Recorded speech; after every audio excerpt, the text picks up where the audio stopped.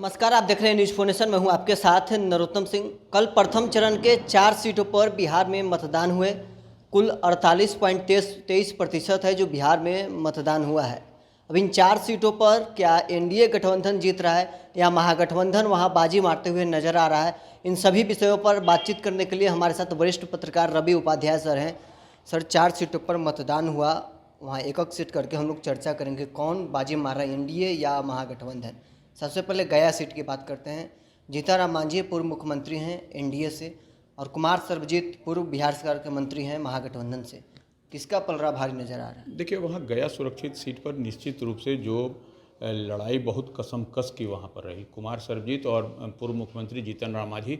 वहाँ पर देखिए, सबसे बड़ी बात है कि कुमार सर्वजीत पासवान समाज से आते हैं, महादलित हैं, तो वो ऐसे में, और वो जीतनराम मांझी माझी समाज से हैं, तो वहाँ पर पासवान और माझी का वोट में कितना डेंट लगा यह देखने वाली बात होगी। क्योंकि पासवान समाज से एनडीए फोल्ड में चिराग पासवान एक बड़े और कद्दावर नेता हैं, तो वह कितना डेंट लगा पाए सर्वजीत पासवान, यह बड़ी बात होगी। तो ऐसे में वहाँ पर जो दिखाई पड़ता है कि कुमार सर्वजीत और जीतनराम मांझी में फाइट मजबूत हुई है, लेकिन वहाँ पर विन विन सिचुएशन में कुछ जो ताज़ा राजनीतिक घटनाक्रम हुई बिहार में इन दिनों, जो तेजस्वी प्रसाद यादव के मंच के पास से जो चिराग पासवान की माता श्री के लिए जो अभद्र भाषा का इस्तेमाल किया गया, उसके कारण जो है सो कहीं ना कहीं पासवान समाज में बड़ी और कड़ी नाराज़गी देखी जा रही है। इसके कारण हमको लगता है कि गया में भी वह आपको उसका रिफ्लेक्शन दिखाई पड़ेगा गया सुरक्षित सीट पर, और वही जो है सो एज मिलता हुआ वहाँ पर दिखाई पड़ रहा है जीतनराम मांझी को।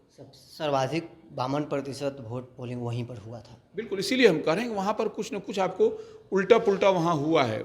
इस घटना जमुई के में जो घटना हुई, चिराग पासवान की माता श्री के अपशब्द जो बोला गया आरजेडी के सभा के दौरान, तो उसी को लेकर के बहुत रिएक्शन है, पूरे बिहार में रिएक्शन है ये, तो यह दिखाई भी पड़ रहा है। दूसरी सीट अब जमुई की बात करते हैं, जहाँ चिराग पासवान वहाँ से सांसद हैं। क्या अब चिराग पासवान का जो घर है वो बच रहा है या फिर महागठबंधन के प्रत्याशी भारी पड़ रहे हैं? देखिए, चिराग पासवान के बहनोई अरुण भारती वहाँ से जमुई सुरक्षित से लड़ रहे थे, तो वो एक तरह से समझिए चिराग पासवान ही वहाँ पर चुनाव लड़ रहे थे, इसलिए परोक्ष रूप से चिराग पासवान वहाँ से लड़ रहे थे। और चिराग पासवान 2 बार के वहाँ सिटिंग सांसद हैं, ऐसे में समझा जा सकता है कि वहाँ पर नतीजा क्या होगा, उसमें ज़्यादा डिस्कशन करने की आवश्यकता ही नहीं है। वह सीट निश्चित रूप से अरुण भारती के पक्ष में जाता हुआ दिखाई पड़ रहा है। अर्चना रविदास हैं जो वहाँ से कैंडिडेट हैं। अर्चना रविदास भी पूरी तरह तैयारी कर रहे थे। उनके पति हैं जो मुकेश यादव यादव समाज से आते हैं, तो क्या समीकरण जो दलित यादव का वहाँ पर नहीं बन पाया? नहीं, देखिए, वहाँ दलित और यादव का जो कॉम्बो की बात हम लोग करते हैं कि साथ में उनके पति हैं, तो वह चिराग पासवान के बहनोई जो है सो एनडीए फोल्ड में है, इस बात को समझना चाहिए। और 2 बार से वहाँ पर 10 साल चिराग पासवान का वहाँ पर हो गया, तो आप समझ सकते हैं उनके बहनोई लड़ रहे हैं, और नरेंद्र मोदी का मैजिक जब साथ में है तो फिर तीसरा कोई दाल गलने वाला नहीं है। और हम जैसे ही आपको एक चीज़ का जिक्र किए इससे पहले हम कि राजद के कार्यक्रम में उसी जमुई लोकसभा क्षेत्र में जब वो सभा कर रहे थे, तब चिराग पासवान की माताश्री के सामने जिस तरह की बात माने जो अभद्र भाषा का इस्तेमाल किया, उसका बहुत बड़ा इम्पैक्ट आपको कहीं ना कहीं दिखाई पड़ रहा है। यह भी एक बहुत बड़ा कारण हुआ है। अब नवादा सीट की बात करते हैं, जहाँ से भाजपा के विवेक ठाकुर और आरजेडी ने एक नया समीकरण वहाँ सेट करने के प्रयास किया है।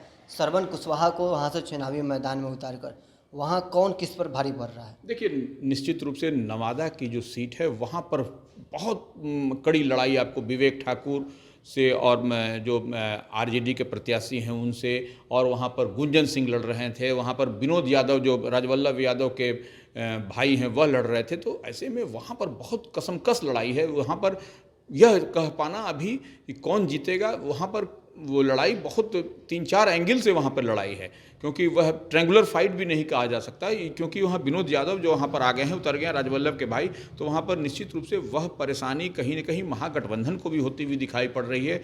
और गुंजन सिंह के खड़ा होने से विवेक ठाकुर की परेशानी भारतीय जनता पार्टी के उम्मीदवार की बढ़ती हुई वहाँ दिखाई पड़ रही है। मतलब दोनों खेमे से वोट काटने का प्रयास है, लेकिन बिल्कुल। कौन खेमा है जो ज़्यादा वोट काटेगा, विनोद यादव या गुंजन सिंह? नहीं, देखिए, यह कह पाना अभी बहुत कठिन है, क्योंकि वो कल जो है सो जो वोटिंग के दिन शुक्रवार था, जुमे की बात थी, तो जुमे के दिन मुस्लिम वोटर्स का किधर टर्नआउट हुआ है यह भी देखने वाली बात होगी। यह सबसे बड़ा सवाल है। अब औरंगाबाद सीट की बात करते हैं, जहाँ चित्तौड़गढ़ बचाने का प्रयास है और दूसरी तरफ अभय कुशवाहा कह रहे हैं चित्तौड़गढ़ नहीं बच पाएगा।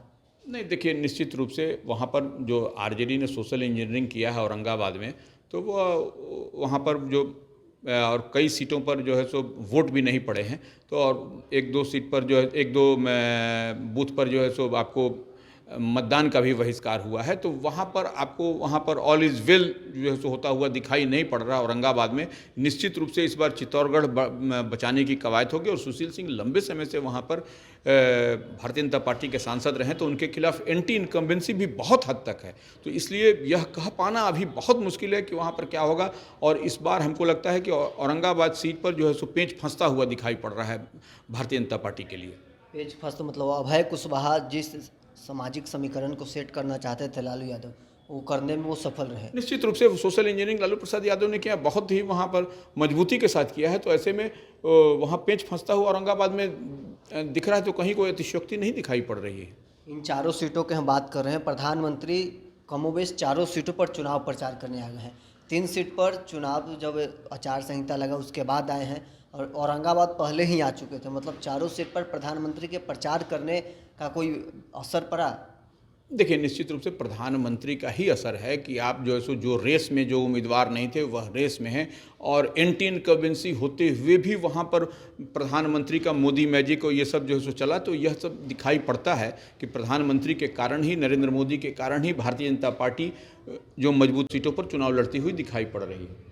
दोनों गठबंधन की तरफ से दावा किया जा रहा है कि पहले 4 सीट हम जीत रहे हैं, दूसरे और एनडीए के लोग भी कहते हैं कि पहले 4 सीट हम जीत रहे हैं। नहीं, देखिए, दावा तो हर दल हर पार्टी करती है, उसमें कहीं कोई दिक्कत नहीं है। असल में मतदाता ही तय करते हैं और जनता ही जनार्दन है, इसलिए इस लिहाज से जनता को ही तय करना है कि किसको देना है।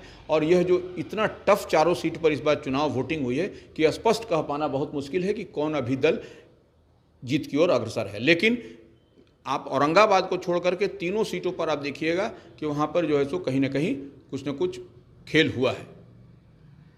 तो आपने सुना, हमारे साथ वरिष्ठ पत्रकार रवि उपाध्याय सर हैं। चारों सीटों पर वोटिंग तो हो गई है, लेकिन अब ये 4 जून को पता चलेगा कि कौन किस पर भारी है।